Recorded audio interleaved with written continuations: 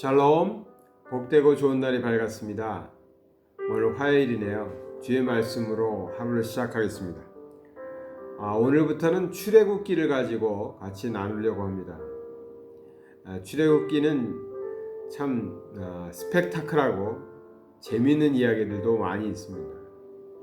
네, 출애굽기를 통해서도 우리가 발견하게 되는 것은 예수 그리스도를 통한 구원에 대한 이야기들이 많이 담겨 있습니다.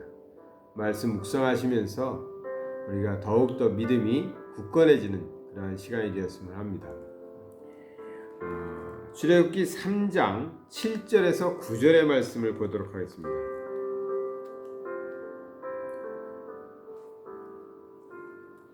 여호와께서 이르시되 내가 애굽에 있는 내 백성의 고통을 분명히 보고 그들의 감독자로 말미암아 부르짖음을 듣고 그 근심을 알고 내가 내려가서 그들을 애굽인의 손에서 건져내고 그들을 그 땅에서 인도하여 아름답고 광대한 땅, 젖과 꿀이 흐르는 땅, 곧 가나안 족속, 헷 족속, 아모리 족속, 브리스 족속, 히위 족속, 여부스 족속의 지방에 내려가려 하노라.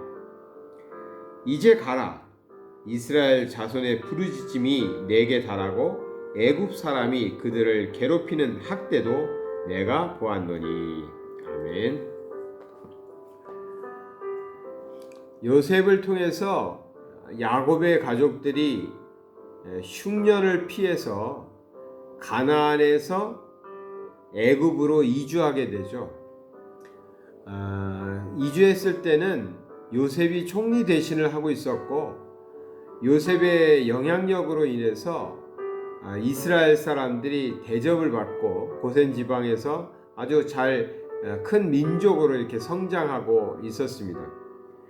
그런데 출애굽기 1장 초반에 보면 8절에 보면 요셉을 알지 못하는 새 왕이 일어나 애굽을 다스리더니 했어요. 표현을 어떻게 했냐면 요셉을 알지 못하는 새로운 왕이 나왔다 하는 거죠. 왜냐하면 세월이 많이 흘렀거든요. 오랜 세월이 흐르다 보니까 조상 때 요셉이라는 사람이 있어가지고 그 히브리 사람이 그 소년이 있었는데 그 소년 때문에 우리 애굽이 7년 대흉년 때 잘 버틸 수 있었다. 이스라엘 사람은 참 고마운 사람들이었다. 이렇게 생각했던 그 과거가 있었을 텐데 그것을 다 잊어버린 것이죠. 그 표현을 어떻게 했냐면 요셉을 알지 못하는 새 왕이 나왔다. 그러니까 세월이 많이 흐르면서 과거에 있었던 일도 잃어버렸고 그 고마움도 다 잊어버린 거죠. 그래서 이제는 애굽을 다스리는 애굽 사람들이 생각할 때에는 히브리 사람들은 어떤 사람들이냐? 히브리 사람들이 처음엔 조금 이주해 와가지고 살았는데 그들이 강성해져가지고 이제는 어쩌면 애굽이 전쟁을 치를 때 적에 붙어가지고 적의 편에 붙어서 애굽과 싸우게 될 수도 있겠다. 그러한 히브리 사람들이 너무 많이 우리 애굽 땅에 사는 것은 좋지 않으니까 지금 히브리 사람들을 학대하고 괴롭혀서 저들이 더 이상 강대해지지 못하도록 막아보자 하던 그런 생각들을 갖게 된 거죠. 그래서 애굽의 바로 왕이 어떻게 합니까? 애굽의 바로 왕이 히브리 산파들을 시켜서 히브리 사람들이 아기를 낳는데 아들을 낳으면 죽이고 딸을 낳으면 살려주라고 명령을 했죠. 그런데 이제 이 산파들이 하나님을 두려워하여 그렇게 하지 않았죠. 그래서 이제 바로 왕이 두 번째로 한 건 뭡니까? 군사들을 동원해 가지고 집집마다 다니면서 아이들이 있는데 남자아이면 나일강에 던져서 죽게 하고 여자아이들은 살려주는 그러한 또 이제 아주 무지막지한 일들을 한 거죠.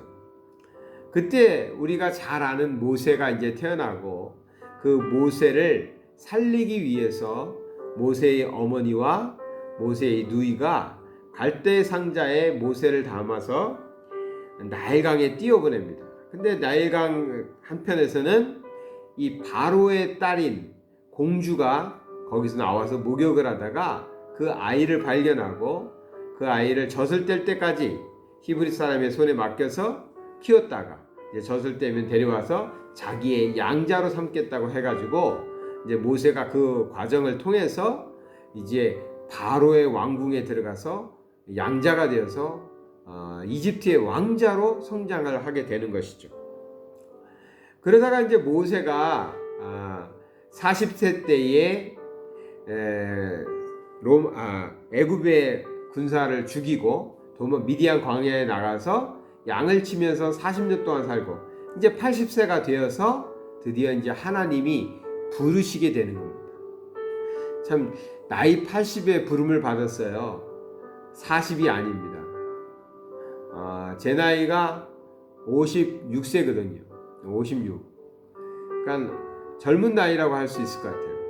한편 생각해 보면 예전만큼 이렇게 달리기도 못하고 등산도 잘 못하는 것 같고 운동도 예전만큼 못하는 것 같아서 나도 늙어가고 있나 이런 생각을 하는데, 성경의 인물들을 보면은 그렇게 젊었을 때 쓰임받는 사람도 있지만 나이가 들어서 쓰임받는 사람도 많더라고요. 그래서 그런 거 보면서 아직 50대는 젊은 거다. 좀 더 몸 관리 잘하고 정신 바싹 차리고 살면은 아직도 하나님 나라를 위해서 할 일이 많이 있다, 이런 생각을 하게 됩니다. 모세는 80세 때 부름 받았어요. 모세는 그렇게 생각하지 않았을까요? 내가 40세 때는 바로의 궁전에서 살면서 힘도 있었고 패기도 있었는데 왜 그때 나를 부르시지 않고 이 80이 다 돼서 나를 부르실까? 아마 모세는 그런 생각도 했을 겁니다. 그런데 하나님께서는 하나님의 일꾼이 패기 넘치는 젊은 사람만이 필요한 것이 아니었어요. 오로지 하나님을 의지하고 하나님의 말씀에 전적으로 순종할 수 있는 그런 성품이 가진 사람이 필요했기 때문에 모세가 미디안 광야 40년을 통해서 그러한 성품을 만들 때까지 기다리셨는지도 모르겠습니다. 어찌됐든 그래서 이제 하나님께서는 모세를 호렙산에서 부르시죠. 모세를 부르시고 모세에게 하나님의 구원의 계획을 말씀해 주시는 것입니다. 그것이 오늘 같이 읽은 7절에서 9절의 말씀인데요. 하나님의 구원의 계획에 보면 이스라엘 사람들을 구원하시는 하나님의 계획을 세 가지로 말하고 있습니다. 그것이 우리에게도 그대로 적용되고 있어요. 그러니까 이것을 한번 살펴보고자 합니다. 8절을 보겠습니다. 8절을 보니까 내가 내려가서 그들을 애굽인의 손에서 건져내 주겠다. 하나님의 구원의 계획은 첫 번째는 건져내는 것입니다. 어디에서? 애굽인의 손에서. 그러면 우리식으로 표현하면 어떤 거겠어요? 우리가 죄 가운데 있잖아요. 우리는 죄 가운데 있어서 구원받지 못한 사람들이었는데 죄 가운데서 살고 있는 우리를 건져내 주시는 것입니다. 또 넘어가서 그들을 그 땅에서 인도해 주신다 그랬어요. 하나님의 두 번째 구원의 계획은 인도해 주시는 것입니다. 자, 건져내는 것은 애굽에서 건져내면 끝나는 것입니다. 이례적인 사건으로 끝날 수 있어요. 열재앙을 통해서, 마지막 열재앙을 통해서 애굽 사람들에서 히브리 사람들이 다 건짐을 받고 출애굽을 하죠. 그래서 한 번에 끝난 겁니다. 사실은 하루아침에 끝난 일이었어요. 건져내는 것은 하루아침에 끝나는 하나님의 구원 사역이었어요. 그런데 그 다음에 이 건져낸 사람들이 가나안까지 가야 되는데 이 애굽에서 가나안까지 가는 여정은 하나님이 어떻게 하셨다? 인도해 주셨다. 이것은 한 번의 사건이 아니죠. 계속되는 것입니다. 그런데 이것이 이스라엘 사람들이 하나님을 믿지 못해가지고 가데스 바네아에서 반역을 하죠. 그래서 하나님을 믿지 못해서 돌아서가지고 광야로 들어가 버립니다. 그래서 이것이 한 40일, 2달, 길게 잡아도 4달이면 갈 수 있는 길이었는데 40년은 어떤 세월이에요? 한평생이죠. 어떤 사람에게는 한평생을 광야에서 살게 된 겁니다. 그 40년이라는 세월을 하나님이 어떻게 하셨다? 인도해 주셨다는 겁니다. 낮에는 구름 기둥으로 밤에는 불 기둥으로 하나님께서 또 먹을 것을 만나와 메추라기로 먹을 것으로 계속해서 인도해 주신 것입니다. 그래서 하나님의 구원 두 번째 단계는 인도해 주시는 것입니다. 건져낸 애굽으로부터 건져낸 사람들을 광야에서 인도해 주시는 것입니다. 한평생 동안 40년 동안 우리에게 적용하면 어떡할까요? 우리가 죄 가운데 있었는데 하나님이 우리를 건져내 주셨습니다. 죄로부터 건져내 주셨어요. 우리가 믿는 자가 되었어요. 믿는 자가 되었다고 우리가 그날로 천국 가지 않죠. 그날로 예수 믿는 사람 100점짜리 신앙인이 되는 게 아니잖아요.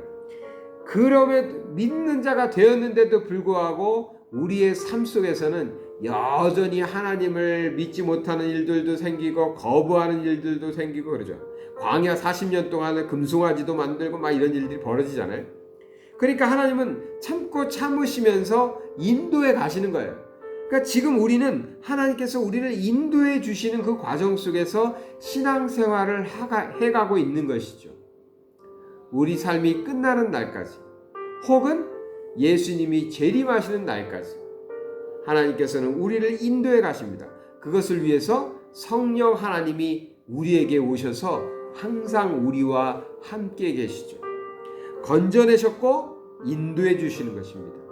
이것이 하나님의 구원 계획 두 번째였어요. 그리고 나면은 아름답고 광대한 땅, 젖과 꿀이 흐르는 땅, 곧 가나안 족속, 헷 족속, 아모리 족속, 브리스 족속, 키위 족속, 여부스 족속의 지방에 데려가게 하노라 했어요. 데려가려 하노라. 그런데 이제 데려가려 하노라라고 했는데 이 구절은 이전에 개역 한글이 더 어울리는 것 같아요. 개역 한글에는 이르려 하노라, 가나안에 이르려 하느냐 이렇게 표현하고 있거든요.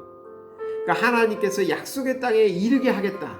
그러니까 첫 번째는 건져내시고 우리의 삶 동안에 인도하시고 결국은 하나님의 약속의 땅에 이르게 하는 것, 천국에 하나님의 집에 이르게 하는 것, 이것이 하나님이 우리를 향한 구원의 계획이었다는 것이죠. 그것을 지금 모세에게 설명하면서 그 일을 맡아서 진행해 나가라고 지금 말하고 있는 것입니다. 하나님께서는 우리를 구원하시기 위해서요, 우리를 죄 가운데서부터 건져내 주셨습니다. 예수 그리스도의 대속을 통해서 죄의 사슬에서 풀어주셨습니다.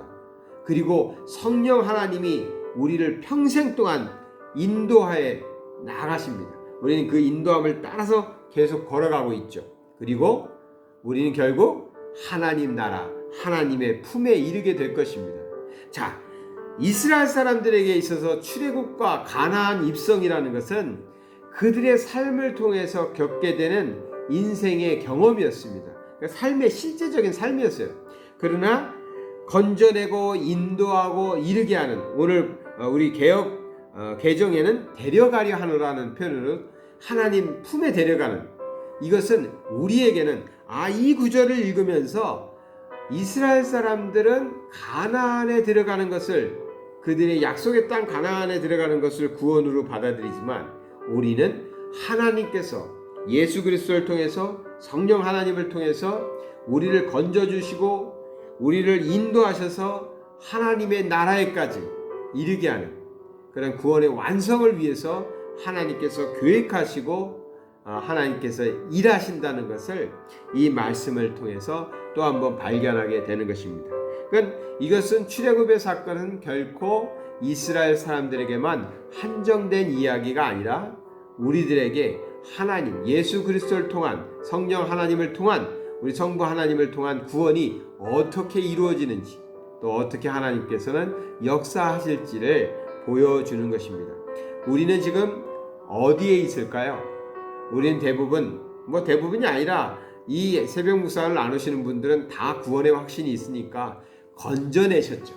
하나님이 건져내셨지요. 그렇지만 우리가 지금 하나님 품에, 하나님 나라에 들어가 있는 건 아니잖아요. 그럼 어디에 있어요? 하나님이 인도하시는 과정에 있는 거죠. 인도하시는 과정. 인도함을 받는 사람들은 우리를 인도하고 있는 하나님을 잘 바라보고 쫓아가야 됩니다. 딴 데 보다 보면 잊어먹어요. 그러니까 인도하고 있는 우리 하나님의 인도함을 잘 따라서 우리의 삶을 살아가야 됩니다. 그 인도함을 따라가다 보면 우리의 신앙이 성숙해지겠죠? 좀 더 하나님의 말씀대로 살아가게 되겠죠. 그렇게 돼야 됩니다. 이제 계속 살펴보겠지만 출애굽기에 보면 히브리 사람들은 그러지 못했어요. 자꾸만 하나님을 의심하고 자꾸만 하나님의 약속을 어겼죠. 그래서 많은 어려움을 겪었지만 우리는 그것을 보았으니까 하나님의 인도하심 잘 따라서 주의 길 걸어가시는 저와 여러분 온 가족이 되시기를 축원합니다. 사랑의 하나님 아버지 감사드립니다. 우리가 말씀을 통해서 이 말씀이 우리에게 어떻게 구원의 이야기로 적용되는지 살펴보았습니다. 우리 하나님께서 우리를 건져주시고 또 인도하여 하나님의 품에까지 이르게 하시려는 우리 하나님의 구원의 계획을 믿습니다. 우리가 그 계획 속에서 살아갈 때 하나님의 인도하심 잘 받아서 그 하나님께서 원하시는 길을 잘 걸어갈 수 있도록 아버지 하나님 함께하여 주시옵소서. 오늘도 주와 함께 살아가는 복된 삶 되게 하실 줄 믿사오며 예수 그리스도 이름 받들어 기도드리나이다. 아멘.